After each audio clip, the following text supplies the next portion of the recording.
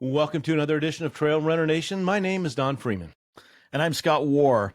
What if the key to running longer, stronger, and with more joy wasn't in your legs, but in your brain? In this episode, we're joined by Dr. Scott Frye, a leading cognitive neuroscience and lifelong endurance athlete who pioneered brain-based training for elite performance. What inspired you to apply neuroscience to endurance sport?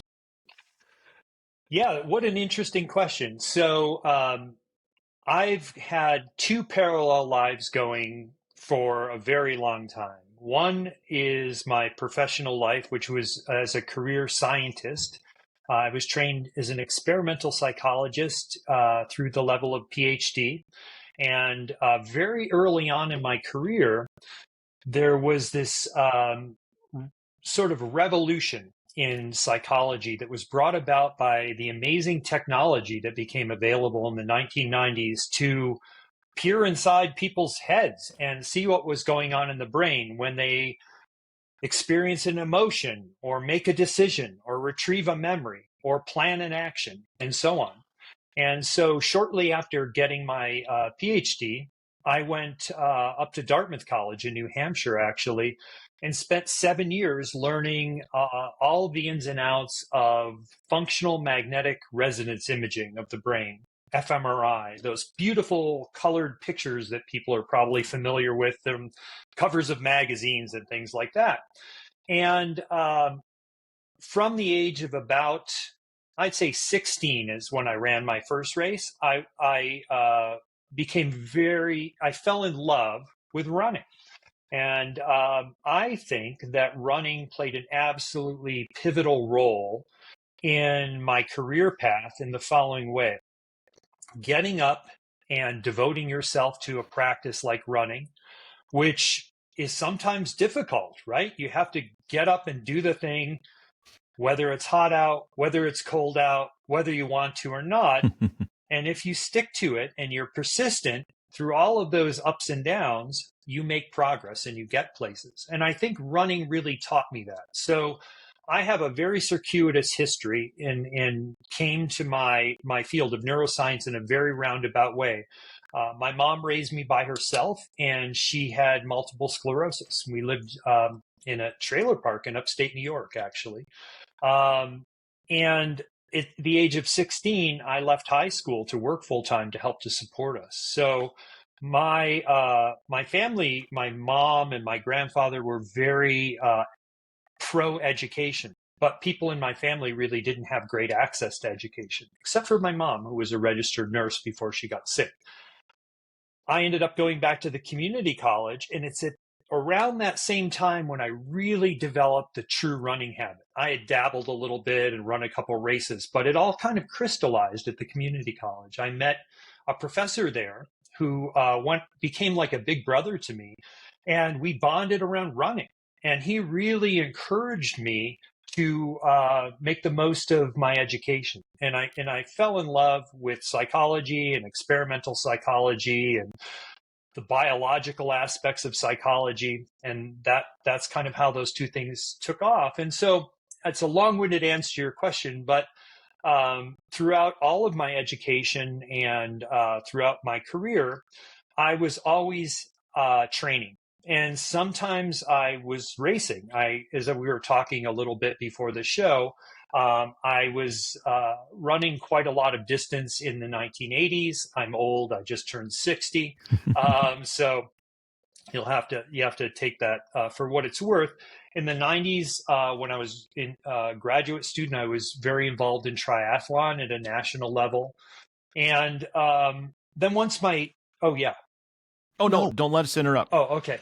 Then ignore those signals. Sorry. Once my kids were born and my career was taking off, triathlon was not very feasible. So I kept running races and I kept training. And to kind of fast forward to today, 30 plus years of doing research on the human brain and understanding how the human brain supports performance, while also having a love for endurance sports, kind of came together when I made a decision shortly before my 60th birthday to step out of academics. And people thought I was nuts. I was a full professor with an endowed chair, the kind of most secure job in the world. But I wanted to really pursue this passion I had. I kept seeing terrific science and that had real implications potentially for improving performance in the sports that I care about. But it was never getting out of the pages of journals. And I thought, man, I want to have a go at that. I want to figure out how we can start to harness some of what we know about the brain in a more significant way. And I was also at the same time quite sort of frustrated a bit by sports science, which has done amazing things and allowed us to really develop training methods and recovery methods and amazing nutritional breakthroughs and things.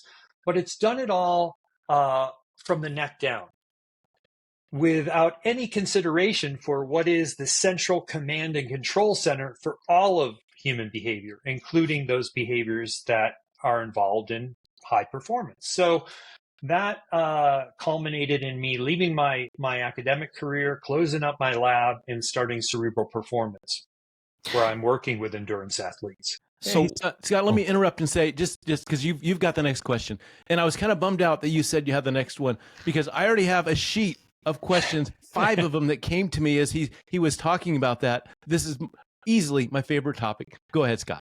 I just wanted to say that. I was just going to say, what an amazing combination of skills. Here you're a neuroscience doing research, reading the research, and you're also a runner and participate in other endurance sports. What is one of the first key ahas you had as an athlete that you learned from your profession, that you were able to take from the profession and adapt into your athletic performance, so you went, holy cow, this brain is amazing? I'll tell you what it was. What comes to mind is that, if people ask me, what does the brain do, right? They want a sentence. And the sentence I've kind of settled on is one that came about through discoveries over the last, I'd say, 40 years. And that is the brain's a prediction machine. Our brain is constantly trying to predict the future so that it can adapt and adjust our behavior anticipatorily. So we're not having to wait until, the tiger steps out of the jungle or the car comes flying down the road. We're constantly trying to anticipate so we can better plan and control our actions. And that's at a very basic level in terms of simple motor control and coordination, but all the way up to bigger, more complex behaviors. And why I'm telling you about this is because the way we train athletes in endurance sports very rarely touches on this prediction machine element of the brain. What do we do when we want to get faster as runners? We do structured intervals, right? We might go out and we might do, I don't know, let's just pick something like 4 by 1600 at the track or hill repeats or something like that. They always have a known beginning and a known end, right? But races don't work that way. Races have this element of unpredictability where you may have to go really hard for an indeterminate period of time in order to match your competition or to get rid of your competition, right? And we could talk about this in greater detail with bike racing or my favorite thing, cross-country ski racing, but it's certainly true for running. And I started thinking about ways we could introduce some unpredictability into the training of my athletes, right? So what if you were doing intervals, but instead of your usual 4-minute intervals, you didn't know, but they were going to average 4 minutes. Maybe sometimes they'd be 2.5 minutes long. Maybe sometimes they'd be 5.5 minutes long. And when you were in the middle of the interval, you didn't know how long you were going to have to be in the hurt locker, right? That starts to get at some of the sorts of things that are suggested by what we know about brain science. So that was the first aha moment. There have been a lot of other ones since, but that was a big one. How can we start to leverage training people to deal with the unpredictability, which I know is a big part of trail running? Well, you said something that I think we've talked about in the past, that we never said the brain is a predictive modeling machine or predictive machine, which is fantastic. If this is happening, then this will happen. It's kind of like taking it in and kind of extrapolating, well, now this will happen. I will probably cramp, I'll probably get fatigue, I'll probably have to drop out, or something's going to happen. And we talk about how veteran runners have experienced enough of these catastrophes or bad things that they can now predict a little bit better. A rookie's got to learn it for himself the first time. Sometimes you can tell them, you better take some salt or you're going to have some problem, and then they'll learn on their own. So I love how you box this up into a predictive modeling machine. I think that's great. And there's so Scott, I'm just kind of going through some of my questions. That was more of a statement, but here we go, Dr. Frye. I've asked this question before, and I've asked it to Scott, and he'll remember that I've said this. If you had a choice and you're at a starting line of a race, and you could be 10% physically fitter or 10% mentally stronger, which would you advise your athlete that you're coaching? Which direction would you go? Yeah, 10%'s a lot. You're making this a harder question. If you said, 3% or something, I would be, oh, well. But, I think that there's so much room to develop the mental side, the brain side of things, that especially for a sport like trail running, I'd go with that. And I couldn't not go with that, right? Because I would be a pretty cowardly brain scientist if I did. I love it. Hey, Don, did your predictive model in your head predict that answer coming from Dr. Frye? Well, I could have played the odds, right? So I would have went mental. Yeah. But I agree, whatever that's worth. I agree that if you can make better decisions and you're mentally a little bit stronger and you can push through things, you can do more with the physical fitness that you have with the mental clarity and strength and wisdom. There's no doubt about it. There's what's really happening, and then there's our perception of what's really happening, and that's going on all the time, right? Yeah. And that perception counts for a lot. There's been a ton of research showing that even in situations where people are doing maximal effort tests, you can change the parameters a little bit and they can do a super maximal effort, right? So there's a great study. It was in lab in cycling ergometers. They had people do an all-out effort, like a time trial. And then they let them rest and brought them back. And they said, well, you're going to race an avatar of your performance the other day in your all-out time trial. I want you to try to match that, right? Or see if you can beat it. Yeah. And unbeknownst to the cyclists, they had accelerated the avatar by 2%. And better than chance, people were able to lift their effort enough to beat that and do a super maximal effort. And there are a lot of demonstrations like this that we could talk about, but there is I like to think of it as there's a physical capacity that we have that we train and develop and that gradually goes up, but there's on any given day a functional capacity, and that's how much of that physical capacity you can utilize. And a lot of that has to do with what we're talking about here today. You reminded me of something that I learned early on when I was running, and it was with Don. We went out with a friend for a night run, and both Don and I thought that we knew how far we were going to run that night. We thought we were going to run from point A to point B, and as we were getting to point B, the other person said, "Oh no, we're not stopping here. We're going to a further point C." And Don and I mean, I was spent, and I just went, there's no way I can make it that far. But if I was told at the beginning of the run, we're going from point A to point C, that would have changed my brain somehow, and I probably would have not had such a bad time from point B to point C. And that just fascinates me. So when you were saying, as you're doing these intervals and you're, training the brain and you're throwing in these unknown things and changing it up, I think that is just fascinating to me, that your brain is that powerful to say, this is what I'm going to experience. And then you exercise it by saying, nope, change of plans. We're going to do this. How explain some of the things that you work with athletes and how you train that brain that way. Yeah, so one way to think about it, and I was getting at this a little bit, talking about like you've got your physical capacity. We all want to develop that as far as we can go, right? There's an ultimate ceiling on that, thanks to our parents, and we can blame mom and dad for where that happens to be. Some people did better in the lottery.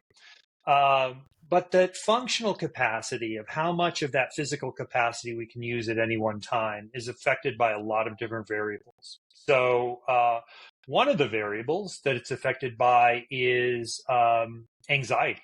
So if we put people under circumstances where they're stressed and anxious, what that does is, for example, amplify the pain signals that we're getting when we're pushing ourselves hard. And when the pain signals get amplified, our perceived exertion goes up. And when our perceived exertion goes up, no matter how tough we are, no matter how much we've trained, at some point, we're going to find that we need to start to dial it back. So one of the things we do a lot when we're working together is we try to make modifications to people's programs to take down stress, to take down cognitive load and cognitive fatigue. So I like to think about there being analogous to fatigue in your muscles. There's fatigue in your central nervous system, your brain and your spinal cord. They call it central fatigue. And we've known for roughly a little more than a century that when people are under a lot of cognitive load, when they're tapped out mentally, right? You've been, I don't know, at your computer all day working, really busting it, doing your stock market thing or whatever you do. That has demonstrable effects on how much of your physical capacity you can utilize. So some of the stuff I do with my athletes is not rocket science. It is inspired by brain science, but it's how can we reduce that cognitive load going into big events. And, that may be as simple as turning off your phone. And for the next few days, it's minimal use of that. I like to tell my athletes that the ideal way to go into a big competition is bored, right? Put away the social media. Don't spend all your time. And there's research now showing that if you engage social media or video games, introduce enough cognitive load that you can show that there are decrements in performance related to that. Or sleep trackers, right? Sleep trackers can have a role, I guess, but they can also cause people a lot of anxiety when you're going, like this weekend's Western States, right? So you're going into Western States and your readiness track and score or whatever is telling you you're not ready. That's not helpful. And I think we could even question whether the accuracy of that, but more importantly, it's what you believe. And getting back to this idea, there's perception and reality. There have been some nice studies looking at what happens if you give people fictitious sleep data. And even though they've slept well, you give them data saying, yeah, your sleep's terrible, right? It affects how they feel, but it also affects their performance. So there's a bunch of stuff going on here. And I know I'm kind of, I'm trying to give you like a flavor for the sorts of things that we're doing.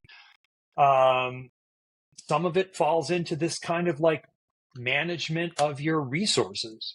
Others fall into the training realm. So I told you a little bit about the kind of variable workouts we do, but we're also doing some brain training exercises where when people are just finishing a hard workout and they're fatigued, we have them working to develop some of these performance critical cognitive systems like situational awareness, attentional focus, and rapid decision making. Those turn out to be things that generally start to fall apart when people Yes. get physically fatigued later in races. You could probably think of some scenarios. I know I can from my own competitions where things aren't working well. Bad decisions get made. Strategies go out the window, and so on and so forth.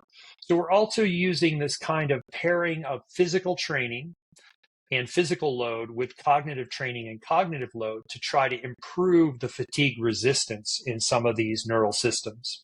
So people are fresher later in the races.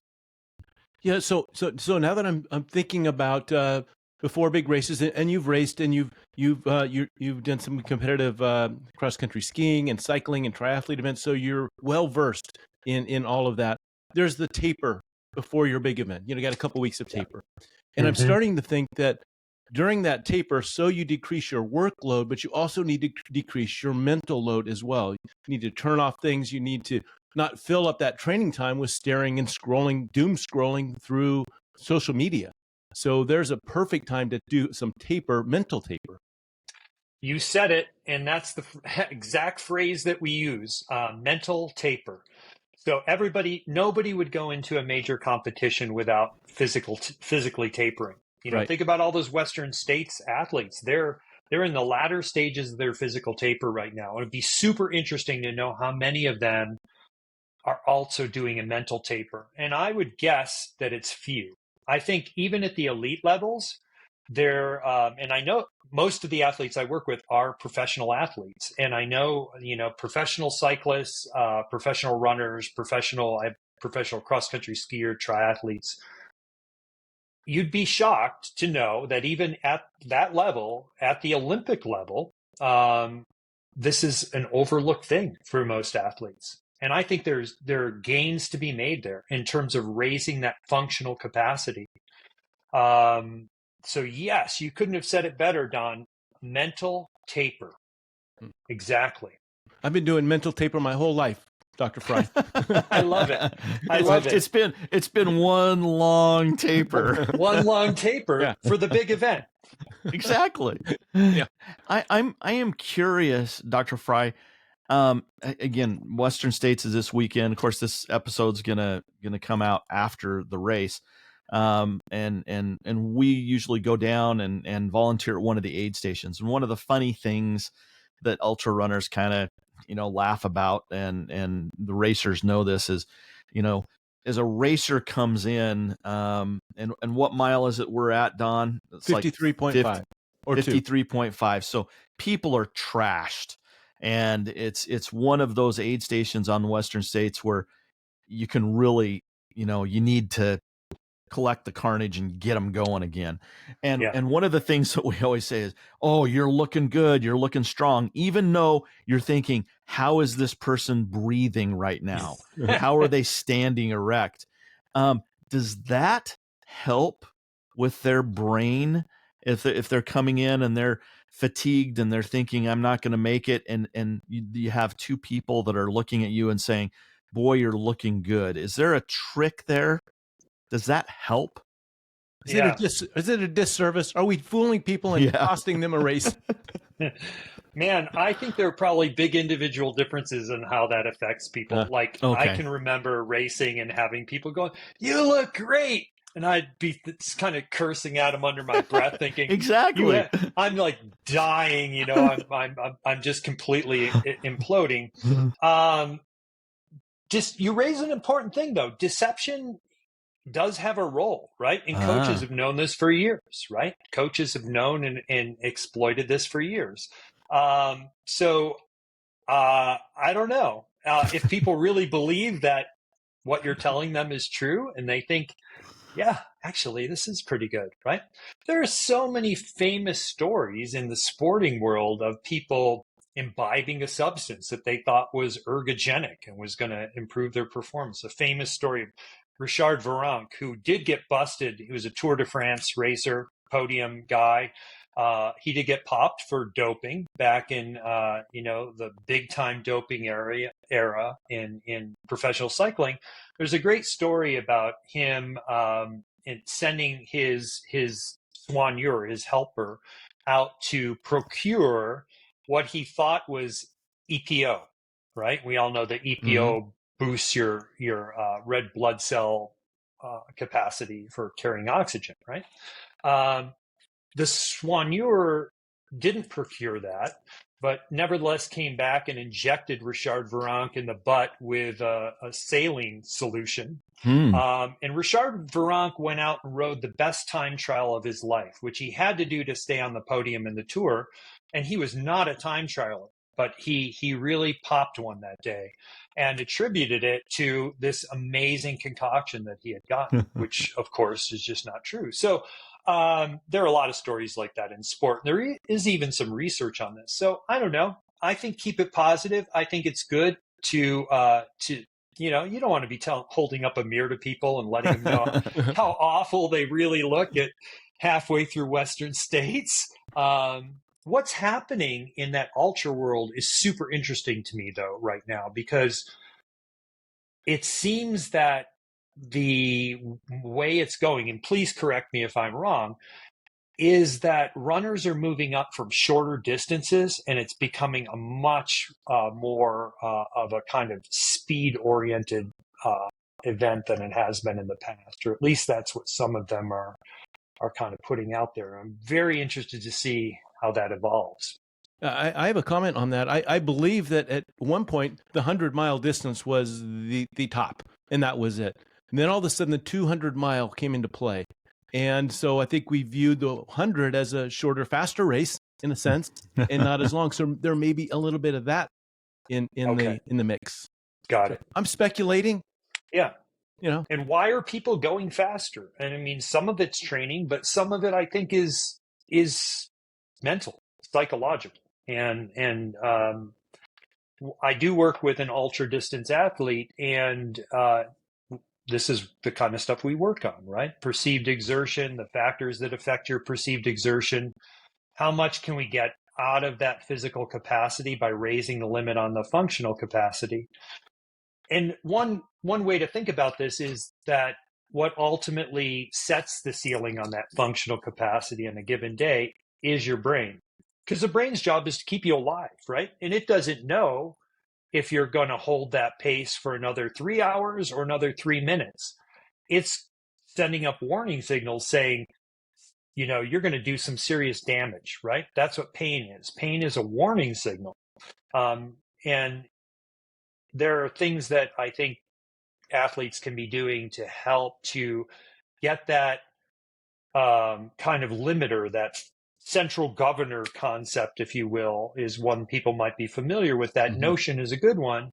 Getting that governor to relax and take the brakes off just a little bit more. And that little bit more can make a very big difference. I want to bring up this, and I learned it from an experience with Kevin Sawchuk at an aid station, in fact, that I thought I was in the worst shape. And I figured he would probably pull me just because of the way I looked. And because he's a good doctor, he would have protected me and asked me to, get on the bus to ride home. And as I got through there, I realized, and I've called back to this many times, that if you're the only person that thinks you're in bad shape, you're probably not in that bad a shape. You've got a lot of eyes on you, making evaluations. And if you're the only one convinced that you're done, then you're probably okay. So unless there's others supporting you, keep on going. And I know that's a bad statement because you have internal messages coming. You're supposed to listen to your body. We talked about that countless times. But sometimes we're a bit skewed in our own perception of what we are, and we can do a little bit more. And if you're the only guy thinking that, then you're probably a bit off. I'm not sure that was that. Yeah, go ahead. No, I think that's great. And if we listen to our body too much, we wouldn't be doing these things because you're, by definition, going to need to get out of your comfort zone if you want to perform in these kind of events. Yeah, it's gonna be uncomfortable, but helping to, I think, boiling down what you said, I think it gets at this idea of kind of normalizing that discomfort, so that taking the fear element out of it. You've got a physician there, you've got other people watching out for you. I know it feels bad, but you're actually okay.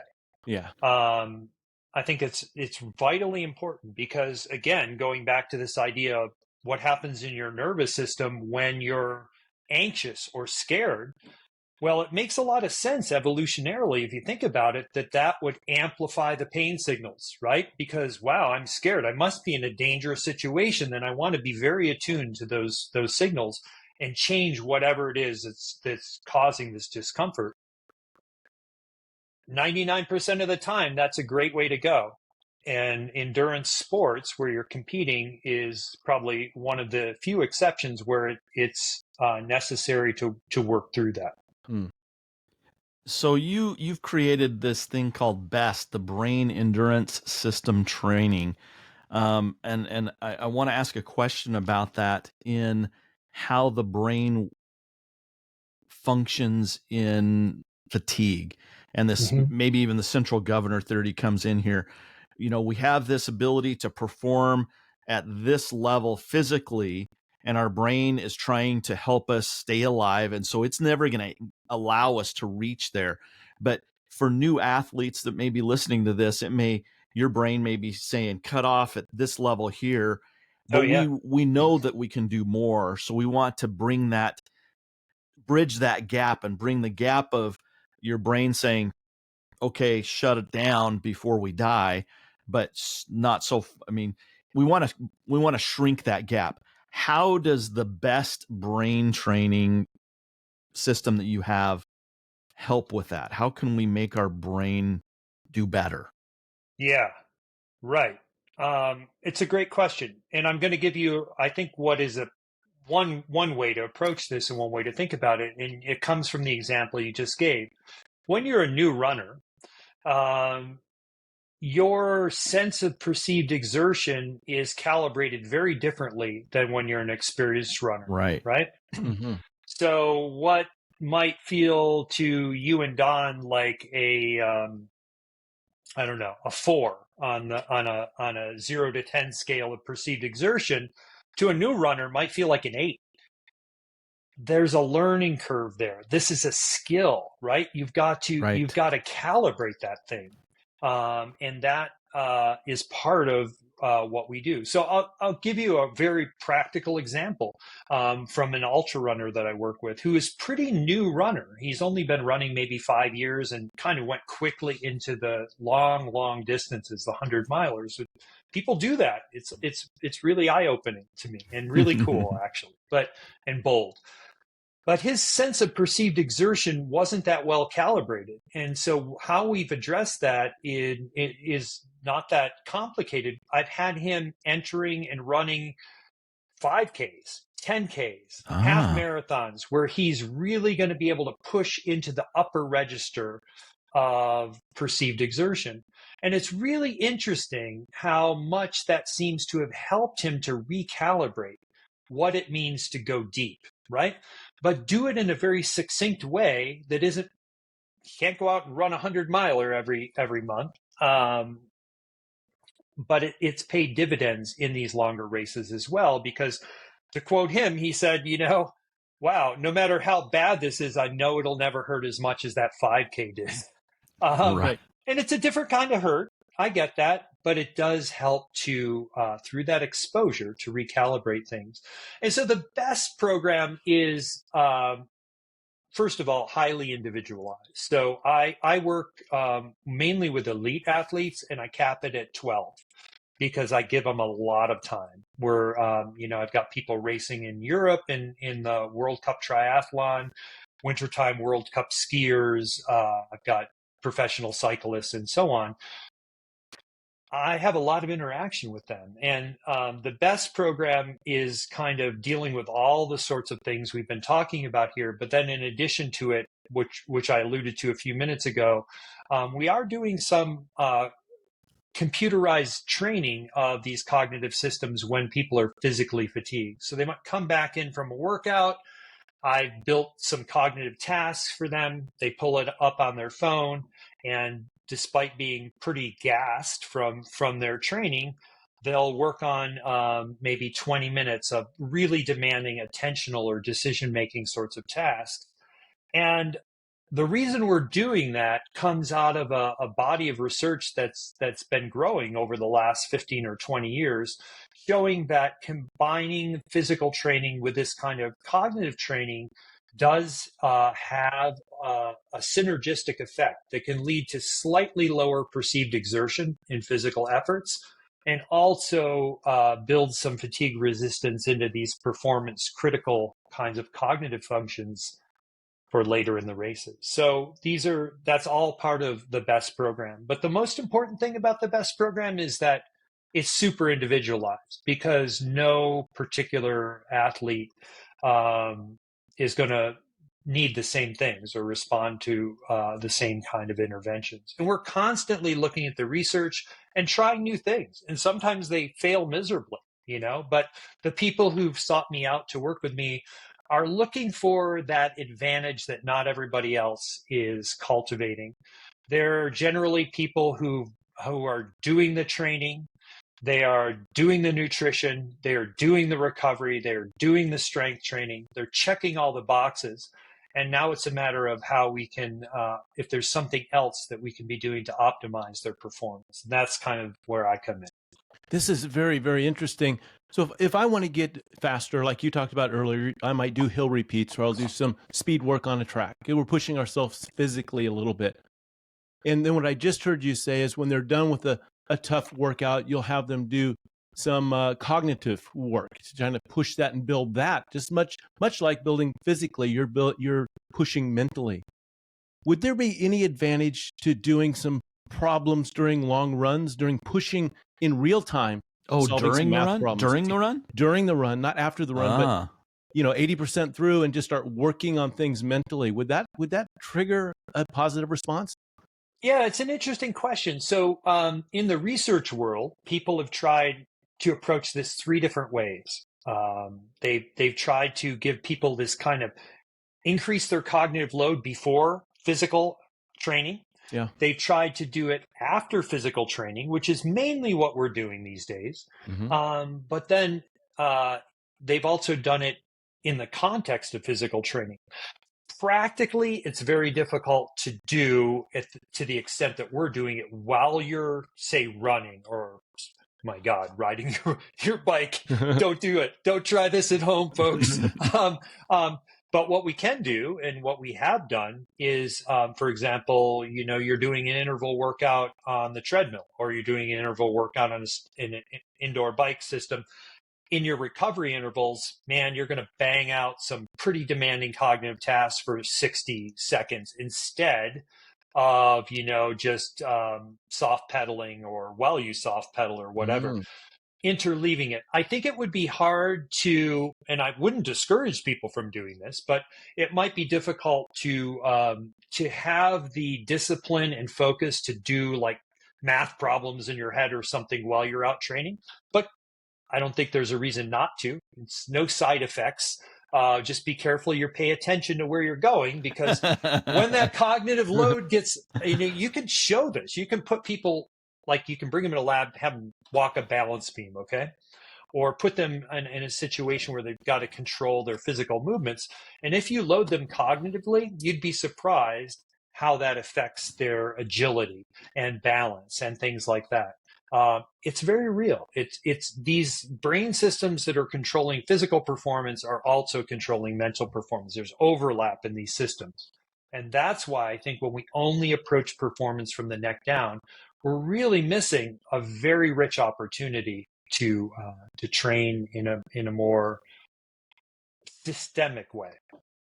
So, Dr. Frye, why is it that I can no longer do math after a certain mile out there? It's just very simple arithmetic is lost on me.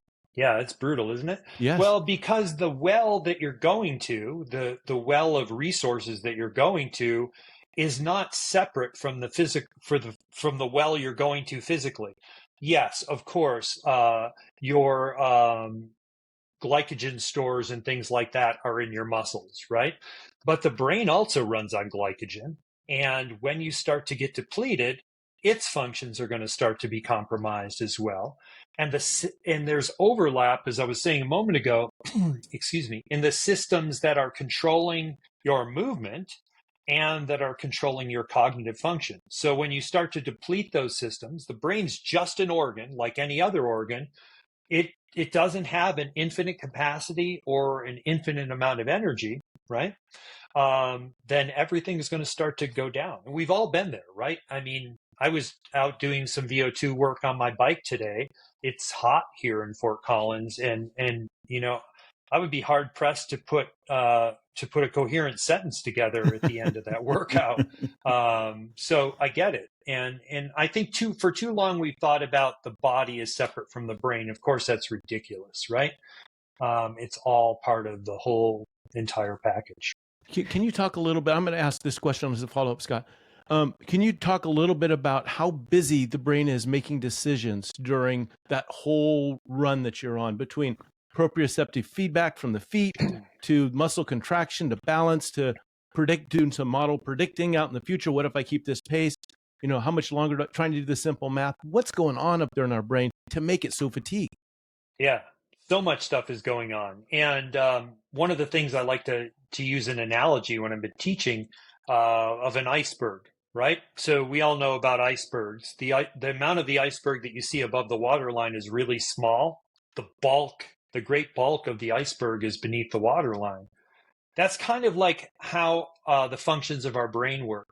The bit that we're consciously aware of, so I'm listening to your voice, Don and Scott, and we're having this dialogue, and I'm thinking, what are they asking me, and how do I answer that next? That's my conscious mind, the stuff I'm aware of. And I'm aware of some of the stuff in the room and so on and so forth. That's like the bit above the waterline. It's not that much, right? Below the waterline is all the other stuff you were just referring to that's going on. So when you're out running, you've got, yes, as you said, body awareness, senses, proprioception, interoception about how your gut's feeling and your thirst sensations. You've also then got the bit about like navigating your way along the trail without tripping and falling on things. And a lot of that is very much under the waterline. It's pretty automatic, right? Yeah. And then there's the part of the whole experience where you're making conscious decisions like, I better fuel, I better drink, or I'm going to try and catch that person ahead of me, or wow, I can hear the footsteps behind me, and all of that kind of stuff. So we dwell in this kind of illusion that we're aware of everything that's happening all the time, and that we're aware of all of our functions and brain functions and so on, but it's demonstrably false, right? We actually have quite a limited capacity for conscious awareness. Most of what's going on and most of what's driving your performance is happening below the waterline, non-consciously. But that doesn't mean we can't train those things as well. So I'm curious if there's any studies that have been done to the effect of, does having your earbuds in during these activities, whether you're listening to music or a book or a podcast, does that help with the anxiety and the boredom that you said? You know, you want to be bored before your big race. Does that help, or does that get your brain synapses firing, and does that fatigue the brain? I think, look, I can't quote a study on this, but I'll tell you what I tell my athletes, and that is like, take your earbuds out. And I see people training I just had this discussion with a person like an hour ago when we were on a meeting who doesn't use the earbuds, but I was just checking to make sure. And the reason is it's cognitive load, man. So you're 53 point, what was it, 2? You're going through your aid station in the Western states, right? You need every bit of cognitive resources you have to devoted to that performance. What you don't need is additional load on that brain and on those central systems, because there's a cost for that, right? And I get it. You know, workouts can be long. They can be boring sometimes, right? So somebody was saying, like, if people could really make like a Nike commercial that showed what endurance training is really like, no one would want to do it, right? I mean, it's not like, yeah, I'm sprinting through the rain and like jumping over manholes and all this stuff. I mean, there's a little of that, but a lot of it is like, man, it's long hours out here, on the trail or in the saddle or whatever it happens to be. But I think when we're talking about racing, you need to be having all those cognitive resources and your attention totally free from these other things. I think you're right because, well, of course you're right, but Well, no, not necessarily. I'm wrong a lot. Ask my kids. Well, so far I don't think you've been wrong. So during training, we're always talking and jabbering and put earbuds in, whatever, and I'm just being truthful, and so maybe listening to something. But during a race, I bring the earbuds, but I'll put them down my shirt, tuck them in, or put them in my pocket, and I'm afraid not to have them, but I'm too busy to actually listen. There's too much going on for me to listen. Too much distraction. Yep. Yeah. I mean, in my own training, I noticed this. So I love listening to books. Like that's a great joy of mine. Mm-hmm. And I love podcasts too. And I started, on some of my longer bike rides, I'd take my wife got me these aftershocks where you can kind of, you still hear like the cars coming up behind you, which is good.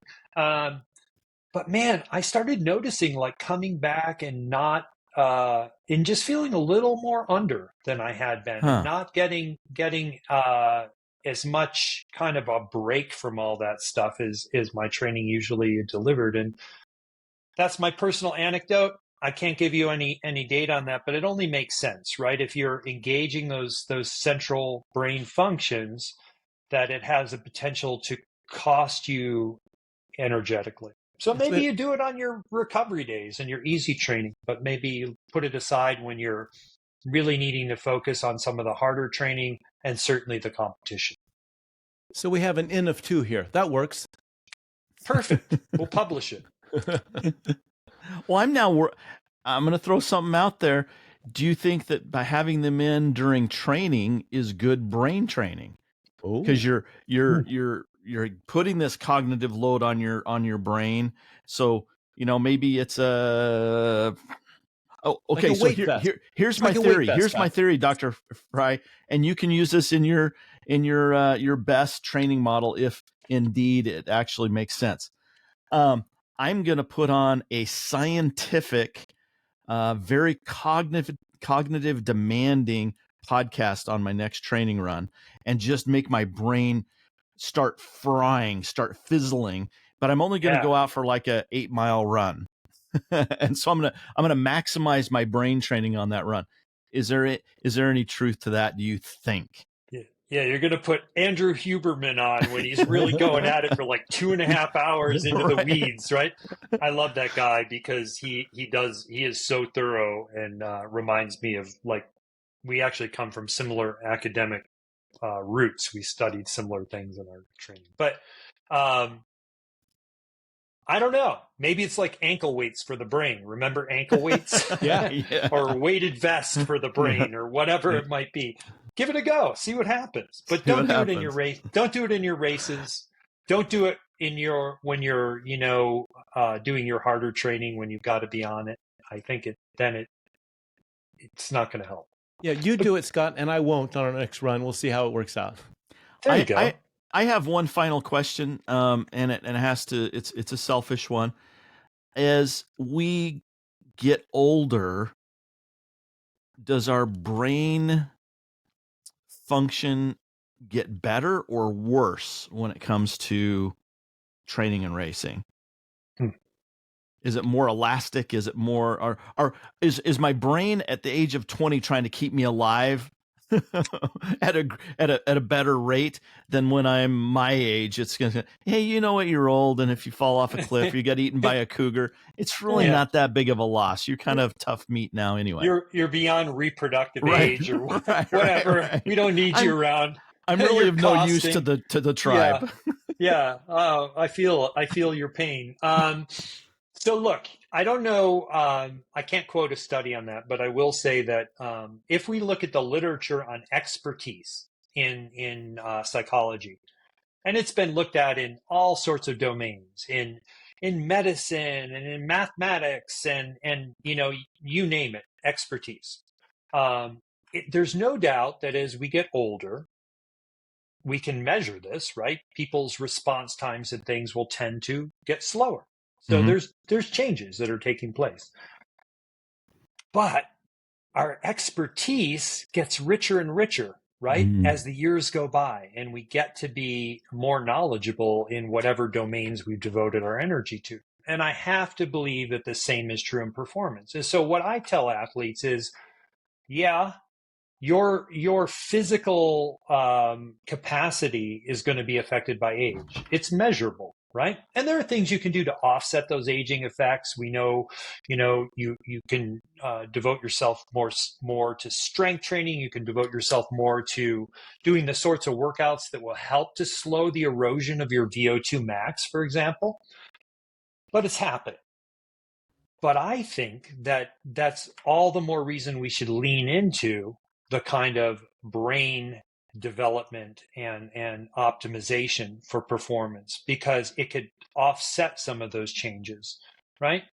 And I base that only on this big literature in psychology on expertise and how expertise can help to offset the aging effects in other domains. So I got to believe that's probably true in our chosen domain as well. That makes three old guys very happy to know that we have something left to offer. Thank you. Got to have something to hope for, don't we? So my final question, since you had yours, Scott, and it's one of the first ones that I wrote down, so it's kind of like full circle for me on this. And I'm calling to the central fatigue that you were talking about earlier, and functional MRI studies that showed different parts of the brains lighting up with how much intensity or work that part of the brain is doing. I imagine it's brighter when there's a lot of function and a little less bright when there's less going on. And my first question I wrote down was, if you're at 10% of an event and you're at 80% of the event, if you looked at a functional MRI study, would you see different imaging, different intensity of the brain lighting up? Here's what I think, and Yes. I can't tell you this because I can't think of a study that's looked at that. It's really interesting. But as our capacity starts to go down, generally speaking, what we see is that we start recruiting all sorts of more. We start recruiting more neurons. We start recruiting other brain systems that, when we're really dialed in and at our best, right, aren't really involved in the task. One of the beautiful things about the brain is it has all these redundancies built into it. So if this system starts to flag a little bit, there can be compensation by the other systems. So when things start to go down, and that's great, because imagine you have a stroke, right? It would be a really bad thing if there was just like one or two neurons that controlled some vital function like your speech, right? Mm-hmm. But there's not. There's redundancy, and we're losing neurons all the time. Other neurons can, to some degree, pick up the functions of neurons that are going down. So the system has this redundancy, so it can be robust, right? Well, when we start to look at when people are really putting a lot of effort into doing something, they start to more of the brain starts to be engaged. And so I would expect that if we could do that study and look at you when you were 80% of the way into your race, we would find that you're probably recruiting everything you can to try to keep performance at a high level. Yeah, that's fascinating. So then I take that same thought process, the mental side, to a physical side, and say I'm doing bicep curls in their perfect form. I mean, ideal. But then I'm so fatigued, but I'm still trying to eke them out. I might start bending my back backwards to try to get up, throwing my legs. I'll even use my neck somehow. I don't know if it'll help. Yeah, but no, I will it's use true. it. Yeah. Yeah. No, So it's you're- absolutely true. And I think that's a great analogy, right? Go to the gym and look at people when they start to get tired and they want to keep going, right? They start, they're like arching their back and they're doing this crazy form and puts us at risk of getting hurt. But I think analogous things happen, right? We start to use other systems to try to compensate, to maintain the level of performance when other systems are going down. So I think it's a great analogy, actually. The body is amazing. It is amazing. It is really, really mind-blowingly amazing. And the brain is probably the most complicated system in the universe. that we know of. Mm-hmm. And, we've got close to 100 billion neurons, each one of them connected to up to 10,000 others. And we know like this much, right? So we don't have a good roadmap for how it all works and how it all functions. But I do think we know enough at this point to start applying some of the things beyond the lab. And that's kind of a big motivation for me in the work that I do. Well, if you want to apply some of these things in your training, you can find out more information at cerebralperformance.com. Dr. Frye, tell us a little bit about what that website has. What information is on that website, and if there's someone listening to this that needs a little help, are you available, or are y'all booked up? I always love to hear from people, so I would say reach out and let's chat, and I'll see what your circumstances are, and we can see whether I'm the right person for you or not. But if you go to my website, one of the things you can do is learn who the heck I am. That information's on there, but you can also learn about the kind of work that I'm trying to do, and a bit about how that dovetails with some of the background stuff that I've been telling you about. I'm a professor, or have been a professor for a long time, so I have a writing habit. Every morning I start writing, and a lot of my writing ends up on my website, right? Because it's for me, but I like to share it with other people, and I love to get people's thoughts about that. So you can go and find things I've written about endurance and the brain and performance, and there may be things of interest, hopefully, there for people. They can check it out. We also try to get some of the latest science up there, as well as some examples of stuff we've done in the lab. There's a little movie there of what does your brain look like when you're imagining a movement. You can see an animation of what that looks like and how it's engaging many of the same systems that you engage when you actually make the movement. And you can learn a little bit more about this BEST program and details about that as well. And then people can contact me through the website, or they can shoot me an email. It's just scott@cerebralperformance.com. And I try to be very responsive to things. There's also a media section where some of the talks that I've given and webinars and podcasts and things are accessible there too, as this one will be once it comes out. Great. Beautiful. Thanks. Dr. Frye, spelled Frey. Don't make the mistake. The other Frye is a children's book writer. I don't know if it is or not. There's a lot of them out there. Thank you for joining us and helping us understand. It fascinates me that, humans have been around for centuries and we're still learning stuff about our bodies and about our minds. It's mind blowing. I don't think we'll ever get to a point where we think, I think we understand this. So thank you for coming on. Yeah, I don't think in my lifetime, but that's wonderful and exciting. And thank you guys. It's been a real pleasure to have a conversation about this. And I hope our paths cross in the future. Absolutely. I enjoyed this very much. Thank you. Put your shoes on, take your earbuds out, and go out and run. Maz.